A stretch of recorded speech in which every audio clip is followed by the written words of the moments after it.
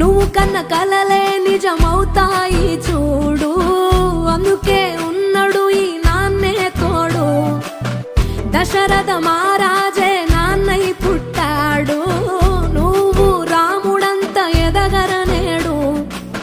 చరితలు ఎన్నడు చూడని మమతల గూడే వీధిరో, సంపద అంటే ఏదో కాదురో, ఇంతకు మించి అది